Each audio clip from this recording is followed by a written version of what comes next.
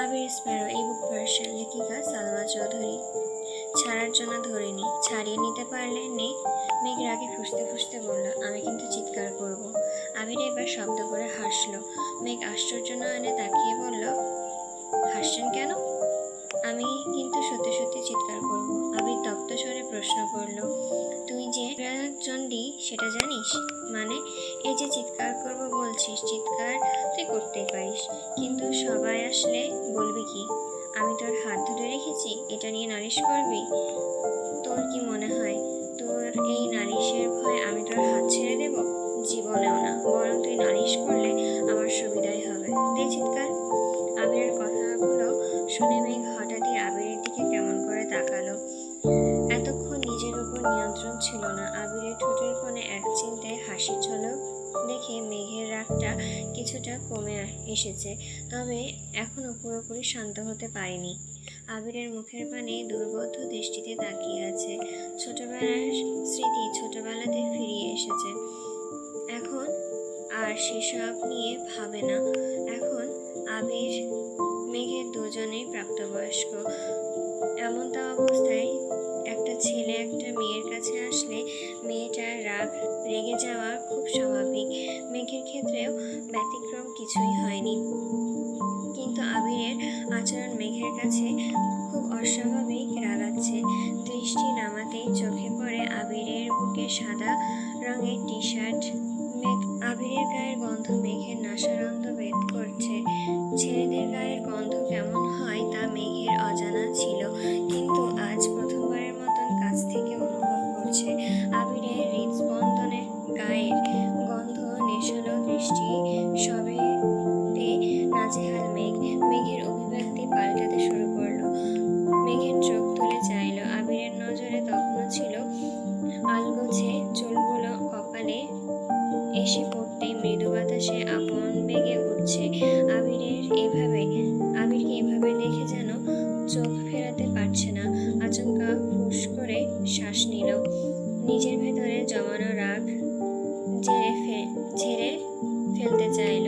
এই মানুষটা তার সাথে আর যাই হোক রাগ করে থাকা মেঘের পক্ষে সম্ভব না, অসম্ভব বিষয়। আবির গলক খাকারি দিয়ে বলতে শুরু করলো, তুই চাচ্চুর সামনে আমার ব্যাপারে একটা টু শব্দ করলে আমি তোকে ফাঁসাতে দুবারও ভাববো না।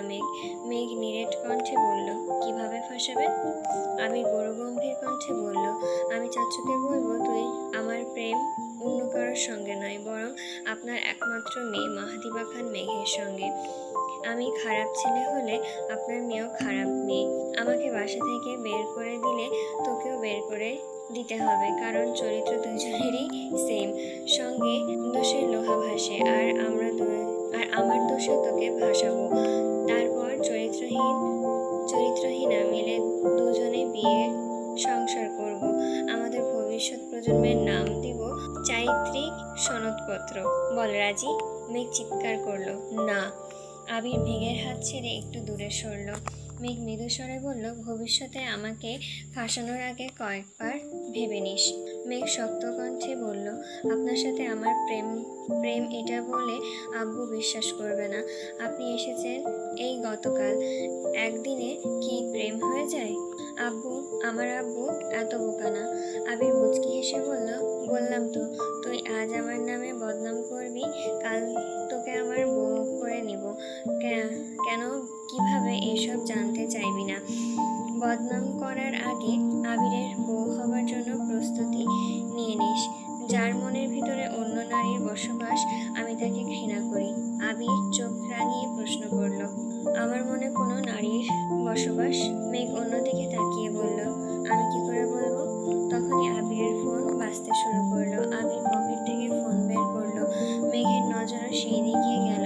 ফোনের স্ক্রিনে মালার নাম ঝলমল করছে।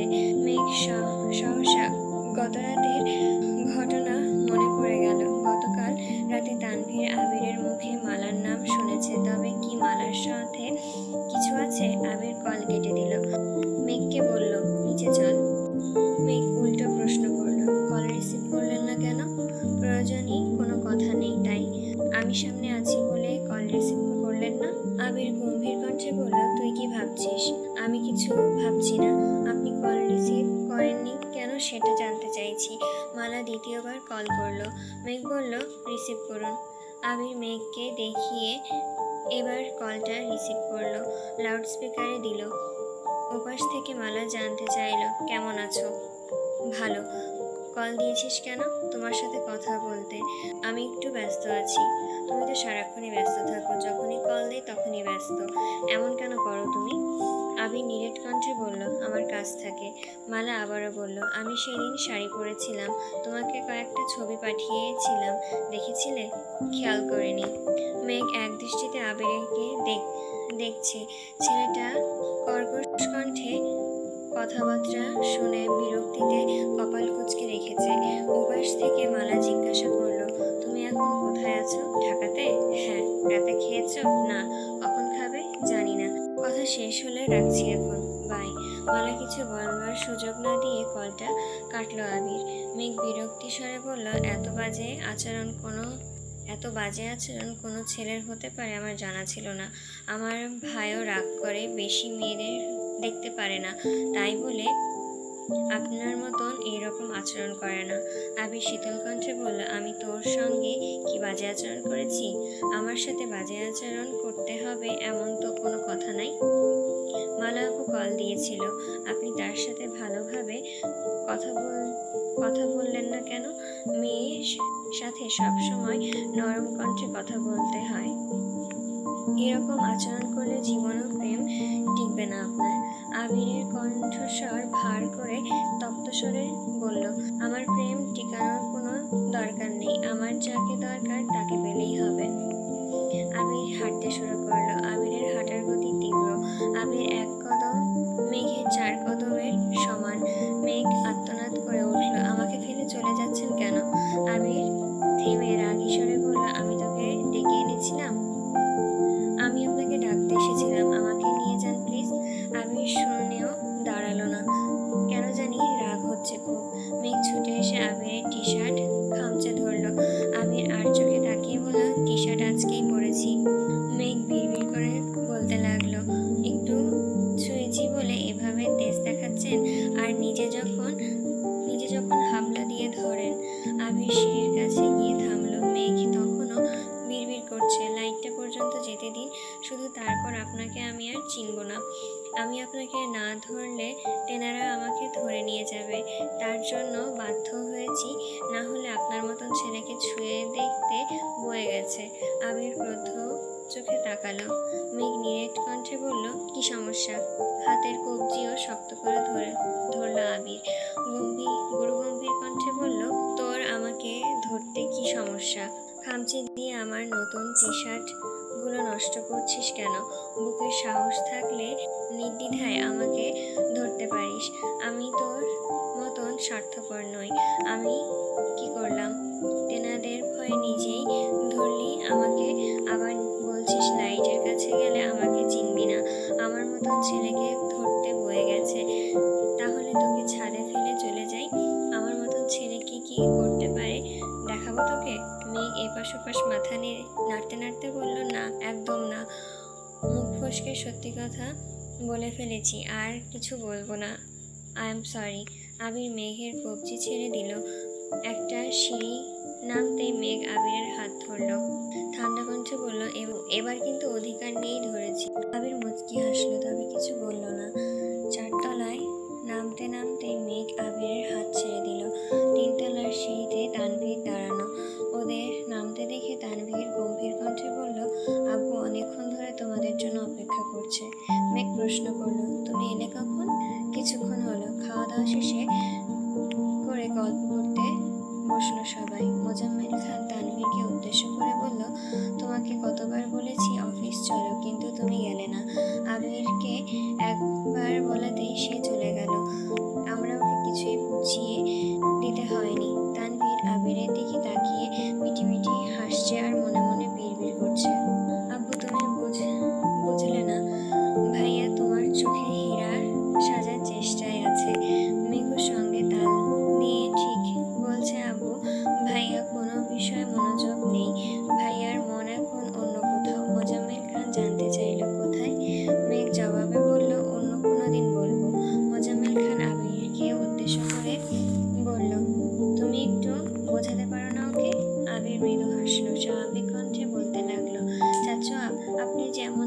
ভাবছেন বিষয়টা আসলে ওই রকম না। সবার চিন্তা ভাবনা একই রকম থাকে না। আমার চিন্তা ভাবনার সাথে তানভীরের ভাবনা হুবহু মিলে যাবে এমনটা কখনোই আশা করা যায় না। ও ফ্রিল্যান্সিং পছন্দ করে, তাই সে করে। ও নিজের স্বাধীনতায় চলতে পারে। 10টা 5টা চাকরি বা ব্যবসার প্রতি ওর ইন্টারেস্ট নেই। আমি বা আপনিও জোর করলে ও হয়তো ব্যবসায় বসলো, কিন্তু এতে মত কি হবে? দেখা গেল 2 বছর পর ব্যবসা অবনতি হলো, তখন আপনি তানভীরকে দোষারোপ করলেন, কিন্তু তানভীরের এতে কি দোষ? এ তো আগেই বলেছি, ব্যবসা সামলানো ওর পক্ষে সম্ভব না। আর একটা বিষয় যদি বলি, ফ্রিল্যান্সিং কিন্তু ওর ফিক্সড জব না। তানভীরের পড়াশোনা এখনো শেষ হয়নি। এমতো অবস্থায় ও যে কোনো প্রয়োজনে, যেমন কলেজে ভর্তি, ফর্ম ফিল আপ, নিজস্ব খরচ, সবকিছুর জন্য আপনার কাছে টাকা চাইতে হতো, কিন্তু আমার ভাই সে কাজ করেনি। সে নিজে ইনকাম করে, নিজের খরচ নিজে চালাচ্ছে। এমনকি মেঘকেও যথাসম্ভব টুকটাক কেনাকাটা করে দেয়। আগে তানভীরের পড়াশোনা শেষ হোক, দেখি ওর মন কি চায়। আমি বিজনেসে আছি, আপনাদের বিজনেস আছে, তাছাড়া দেশে এত এত চাকরির সুযোগ আছে। ওর যা ইচ্ছে হয় করবে। মোজাম্মেল খান রাশভারী কণ্ঠে বললেন, আমাদের বিজনেস মানে কি আবির? এই বিজনেস আমাদের সবার। সরি, মোজাম্মেল খান চাপা স্বরে ফের বললেন, আমারই বোঝা ভুল ছিল। আমি তোমার কাছে বলতে গেলাম কেন? তোমার ভাই দোষ কি কখনো তোমার চোখে পড়বে? আবির মলিন কণ্ঠে বলল, চাচু, আপনি আমাকে ভুল বুঝছেন। মোজাম্মেল খান হাসলেন, অতঃপর বলতে লাগলেন, শোনো আবির, আমি তোমাকে ভুল বুঝি নাই। তুমি আর তানভীর আপন ভাই না, তারপরও তোমাদের দুইজনের বন্ডিং মাশাআল্লাহ। আমি আর ভাইজান প্রায় তোমাদের নিয়ে গর্ব করি। আমরা 3 ভাই তো একটা মায়েরই সন্তান ছিলাম। কথায় কথায় শুনতাম 2-3 ভাই থাকলে নাকি ছোট থেকেই ঝগড়াটে স্বভাবের তৈরি হয়, তারপর বড় হলে তার সম্পদ ভাগাভাগির লড়াইয়ের রূপ নেয়। কিন্তু আমাদের 3 ভাইয়ের মধ্যে কখনো এরকম কিছু হয়নি। ছোটবেলা থেকেই ভাইজান আব্বা আম্মার হাত থেকে আমাকে আর ইকবালকে কতবার বাঁচিয়েছে তার হিসেব নেই। স্কুল কলেজ প্রতিটা পর্যায়ে একজন আরেকজনের সামনে ঢাল হয়ে দাঁড়িয়েছি। সবচেয়ে বেশি করেছে ভাইজান। ভাইজানের সবসময় চিন্তাই থাকতো আমাদের নিয়ে। তারপর ভাবি এলেন, ভাগ্য করে ভাবিও পেয়েছি একজন, আলহামদুলিল্লাহ। কখনো মায়ের মতন শাসন করেছেন, কখনো বা বড় বোনের মতন। তুমি ভাইজানের মতোই ওই গুণটা খুব ভালোই পেয়েছো। কিভাবে ভাই বোনদের আগলে রাখতে হয় তা তুমি খুব ভালো করেই জানো। আবির নিঃশব্দে হাসলো, মৃদু হাসলো। মেঘ একবার আব্বুকে দেখছে, আবার আবিরের দিকে তাকাচ্ছে। ছাদের ঘটনাগুলো মনে হতেই আলগোছে কপাল কুঁচকাল, মনে মনে বিড়বিড় করলো, ইস, আব্বুর সামনে কি মহান সেজে বসে আছেন, অথচ আমাকে একা পেয়ে হিটলার হয়ে যান। মেঘের ভাবনার ছেদ পড়লো আবিরের ছোট্ট একটা কথায়, চাচু, আমি কাল সকালে চলে যাব। মেঘের তপ্তশ্বাস বেরিয়ে এলো, নিভু নিভু চোখে আবিরের দিকে তাকালো। তানভীর ভাবভঙ্গি স্বাভাবিক। মোজাম্মেল খান বললেন, এখানে থাকতে কোনো সমস্যা হচ্ছে আবির? আবির মাথা নেড়ে না বোঝালো। হালিমা বেগম প্রশ্ন, মেঘ কি তোকে খুব বিরক্ত করছে বাবা? আবিরের আগে মেঘ ধমকে গেল, এলোমেলো নিঃশ্বাস ছেড়ে শোধালো, আমি আবির ভাইকে কখন বিরক্ত করলাম? আবির মৃদু হেসে জবাব দিল, জন্মের পর থেকে আজ অবধি মেঘের জন্য আমি কোনোদিনও বিরক্ত হইনি, বরং আমার জন্য মেঘ অনেকবার অনেকভাবে বিরক্ত বোধ করেছে। মেঘ বিস্ময়ে চোখে চেয়ে আছে। মেঘ মনে মনে ভাবলো, আবির ভাই কি সত্যি সত্যি আমার উপর বিরক্ত হয়ে চলে যাচ্ছেন? মোজাম্মেল খান আবিরের উদ্দেশ্যে বললেন, ভাইজান শুনলে আমার উপর রাগ করবেন। আমরা থাকতে তুমিই তোমার বন্ধুর বাসায় থাকবে? এটা কি ঠিক কথা বলো? আব্বুর সাথে আমি কথা বলে নিব, আপনার চিন্তা করতে হবে না। মেয়ে নির্বিকার চোখে তাকিয়ে আছে। নিজেকে দোষী মনে হচ্ছে, কিন্তু নিজের দোষগুলো ঠিকমতো খুঁজে পাচ্ছে না। আলাপচারিতা শেষ হলো, যে যার মতন রুমে চলে গেল, কিন্তু মেঘের ভাবনার একাই। তানভীর বন্যাকে কল করেছে। বন্যা তখন ক্লাস শেষ করে মেঘেরা সবাই একসঙ্গে বসলো। বন্যা ধীর কণ্ঠে বলল, আমি একটু আসছি। মেঘ শক্ত কণ্ঠে বলল,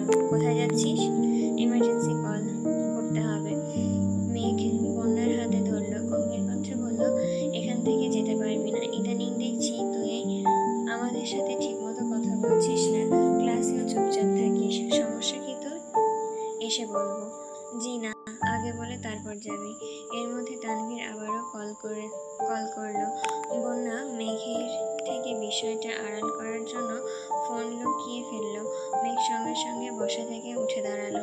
রাগান্বিত কণ্ঠে হুঙ্কার দিল, তুই আমার থেকে কি লুকানোর চেষ্টা করছিস? তেমন কিছু না। ও কেমন কিছু সেটা জানতে চাই আমি। মেঘ খুব জোরাজোরি করে বন্যার ফোনটা হাতে নিল। ততক্ষণে কল কেটে গেছে।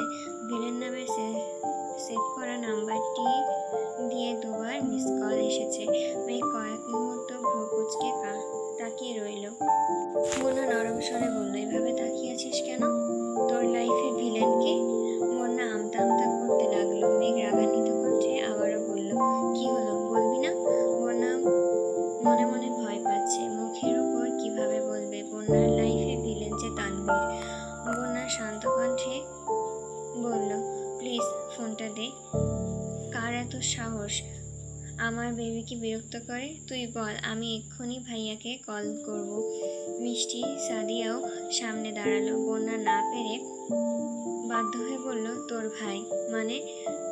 আমার ভাই তোর লাইফে ভিলেন? বন্যা উপর নিচ মাথা নাড়ালো। মেঘ হতবাক, হা করে তাকিয়ে আছে। এর মধ্যেই তানভীর আবারও কল করলো। মেঘ বন্যাকে ফোন দিয়ে দিল। বন্যা কল রিসিভ করে একটু দূরে সরে দাঁড়ালো। ওপাশ থেকে তানভীর বলল, তোমার জন্য একটা টিউশনি পেয়েছি। বন্যা মিহিকণ্ঠে বলল, কোন ক্লাস? ক্লাস 9। ভালো ফ্যামিলি, আমার বন্ধুর কাজিন। সপ্তাহে 3 দিন পড়াবে। স্যালারিও খুব ভালো। টাইম তুমি তোমার মতন সেট করে নিতে পারবে। বন্যা আস্তে করে বলল, আচ্ছা। তানভীর চিন্তিত কণ্ঠে, জানতে খুশি হওনি তুমি?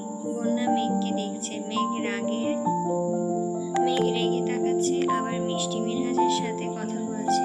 তানভীর আবারও প্রশ্ন করলো, কিছু হয়েছে? না, হবে। কি হবে? কিছু একটা হবেই হয়তো। তানভীর হঠাৎ মনে হলো এটা ক্লাস টাইম। তানভীর সহসা প্রশ্ন করলো, বনু আছে আশেপাশে? বন্যা মৃদু স্বরে বলল। মেঘ রেগে রেগে তাকাচ্ছে, মনে হচ্ছে কাঁচা গিলে খাবে আমাকে। কেন, আমি কল দিয়েছি বলে? বন্যা নরম স্বরে বলল, জানি না, তুমি চিন্তা করো না, বনুর সাথে আমি কথা বলে নিব।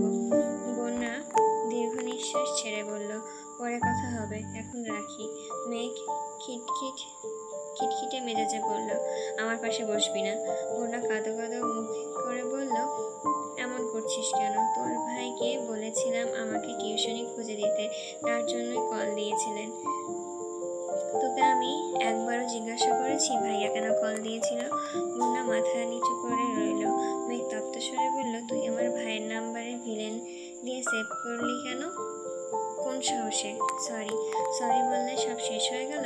আমার ভাই তোর লাইফে ভিলেন? ভাইয়া তোকে এত বিরক্ত করে? বন্যা মলিন কণ্ঠে বলল, না, একদমই না। মিষ্টি, সাদিয়া ও মেঘ সব মেঘের সঙ্গে তাল দিচ্ছে। বন্যা কোনোভাবেই মেঘকে থামাতে পারছে না। হঠাৎ মেঘের ফোন বাজতে লাগলো। অপরিচিত নাম্বার, তারপরও কলটা রিসিভ করলো। ভরাট পুরুষালী কণ্ঠে ডাকলো, ম্যাম। মেঘ হতবিহ্বল ধীর স্থির ভাব নিয়ে নিঃশ্বাস ছেড়ে বলল, শোধালো, কে? আবির স্তম্ভিত স্বরে চেঁচালো, নাম্বারটা সেভ করিসনি এখনো? মেঘ বসা থেকে উঠে দাঁড়ালো। উত্তেজিত কণ্ঠে আওড়ালো, এতদিন পর মনে পড়লো? তুই কল দিবি সেই অপেক্ষায় ছিলাম। এখন মনে হচ্ছে তোর কলের অপেক্ষায় থাকলে আমি মরে ভূত হয়ে যাব। তাই বাধ্য হয়ে নিজেই কল করলাম।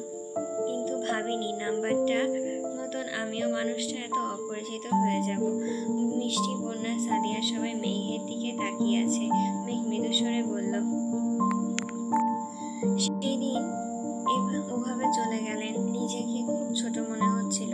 বারবার শুধু ভাবছিলাম আমি বোধহয় আপনাকে খুব বিরক্ত করে ফেলেছি। মেঘের কথাগুলো বলতে বলতে দূরে চলে গেল।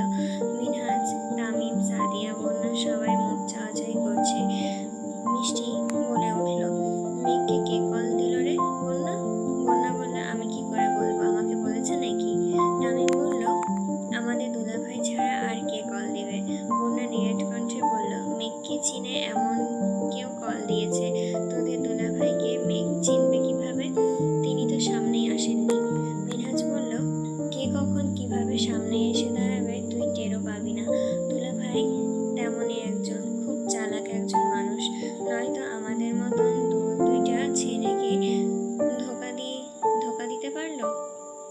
দুলাভাইকে দেখেছিস?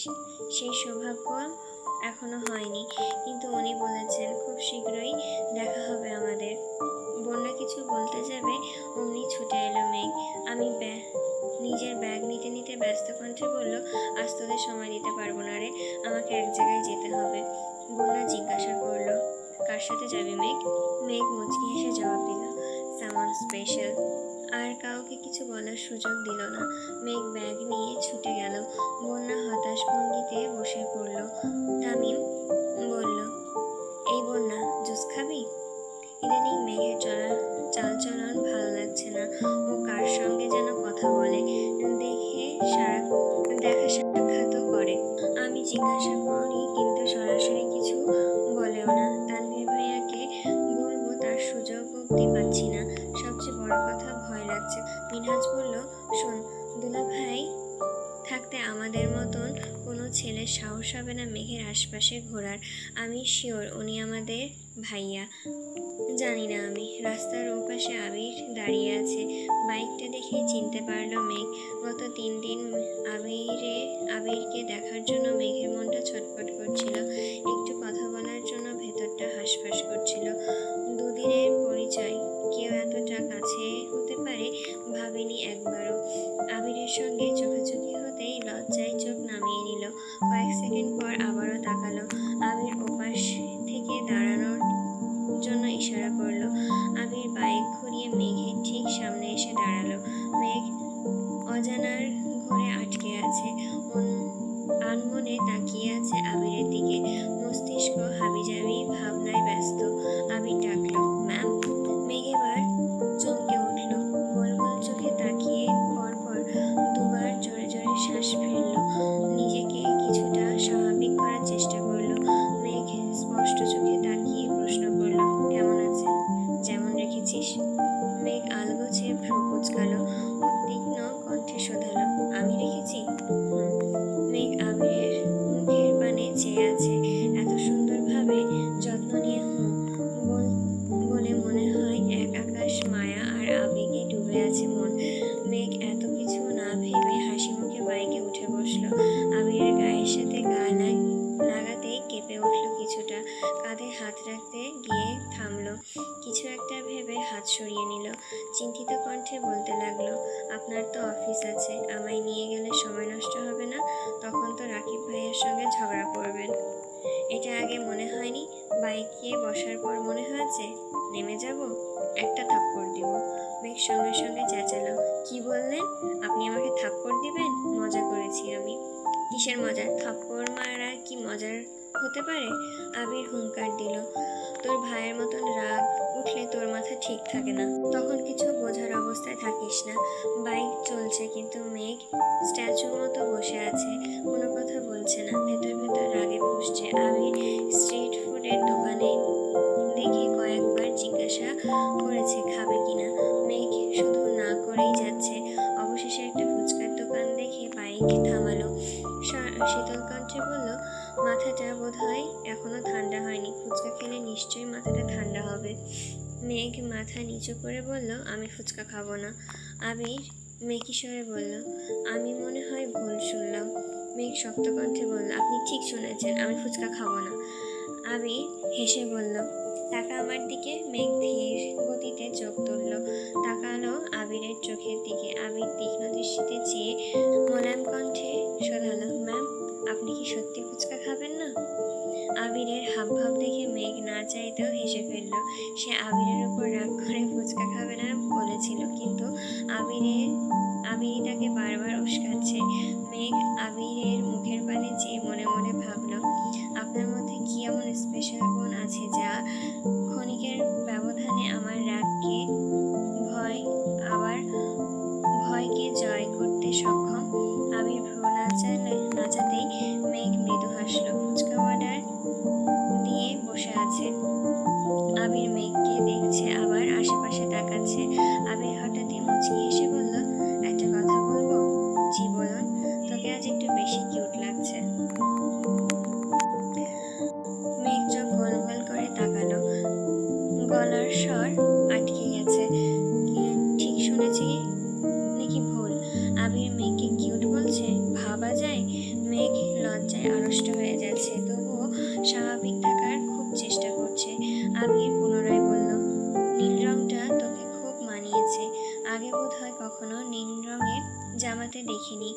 মেঘ এবার আরো বেশি লজ্জা পেয়েছে, চিবুক দ্বিগুণ নামিয়ে নিয়েছে।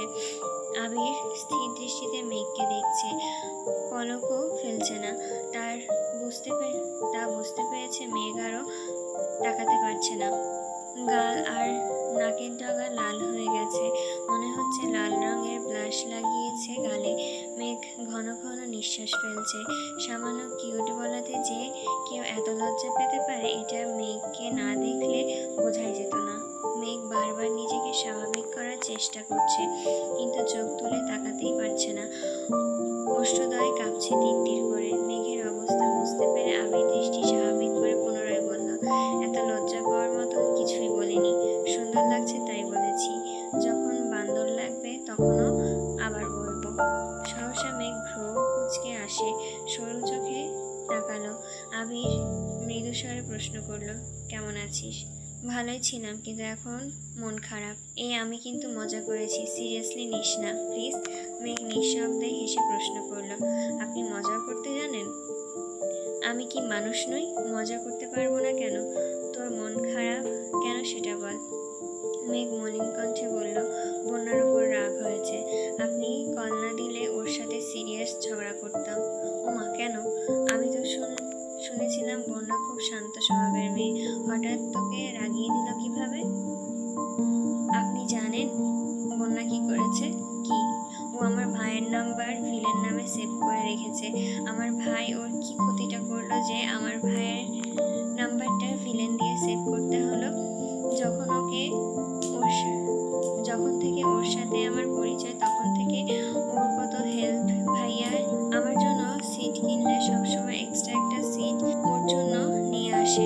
কলেজে ভর্তি, অনলাইন ক্লাস থেকে শুরু করে কত কিছু ভাইয়া করে দেয়, এমনকি এখনো দেয়। এই কাজটা কিভাবে করলো বলুন? হতে পারে ভাইয়া একটু রাগী, মেজাজ সবসময় ঠিক থাকে না, সে তো আমারও থাকে না, তাই বলে ভিলেন? আবির মুচকি হেসে বলল, তাও ভালো নাম্বারটা সেভ করে রেখেছে। কেউ তো আছে নাম্বার সেভই করে না, কল দিলে শুরু করে। কে আপনি? মেঘ ভ্রু গুটিয়ে বলল, আপনি কি আমার অজুহাত দেখিয়ে কোনোভাবে বন্যার অন্যায়টাকে সাপোর্ট করছেন? আবির শক্ত কণ্ঠে বলল, জীবনেও না। তুই বলেছিস অন্যায় মানে এটা অন্যায়। বন্যা, এই অন্যায় আমি কখনোই মেনে নিব না। প্রয়োজনে আন্দোলনে যাব। তুই যেদিকে থাকবি আমিও সেই দিকেই আছি। মেঘ ভেঙচি কেটে বলল, ঢং করছেন কেন? আচ্ছা, ঢং করব না। এবার বল, বাড়ি যাচ্ছিস কবে?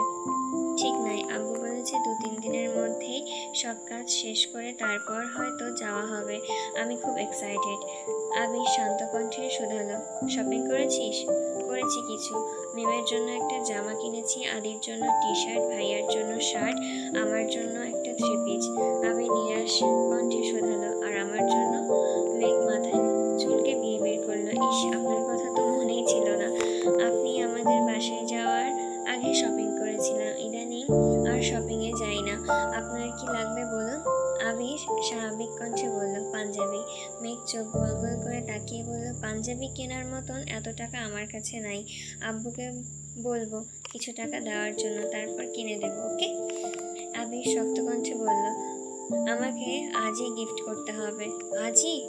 মেঘ একটু ভাবলো, তারপর বলল, ওকে, আব্বুকে কল দিয়ে বলি টাকা পাঠানোর জন্য। তোর ব্যাংক অ্যাকাউন্ট নেই? মেঘ একগাল হেসে বলল, আমি খুব গরিব ভাই, নিজের বলতে কিছুই নাই আমার। না আছে বাড়ি ঘর, আর না আছে টাকা পয়সা। আব্বু হাত খরচ দেয়, সেগুলো দিয়েই ঘোরাঘুরি করি। মাঝে মধ্যে খুব দরকার হলে ভাইয়ার কাছে যাই। আবির চাপা নিঃশ্বাস ছেড়ে রাশভারী কণ্ঠে বলল, তোর কি আছে আর কি নেই সেটা সময় হলেই জানতে পারবি। আজকের পর তোর মুখে গরিব শব্দটা যেন না শুনি। আমার চোখে তুই রাজরানী। আবির ভারী কণ্ঠস্বর শুনে মেঘ হতবাক হয়ে আছে। আবির নিজের মানিব্যাগ থেকে একটা ব্যাংক কার্ড বের করে মেঘের সামনে রাখলো। পিন নাম্বারটা বলে ধীর কণ্ঠে বলল, আজ থেকে এই কার্ড তোর, যখন যেভাবে ইচ্ছা খরচ করবি। আমি কোনোদিনও হিসাব চাইব না। মেঘ বলল, এসবের কোনো প্রয়োজন নেই, আমি দুষ্টুমি করেছিলাম। এত টাকা দিয়ে আমি কি করব? আমার যখন যা প্রয়োজন তখন তা পেয়ে যাই। এই কার্ড আমার লাগবে না।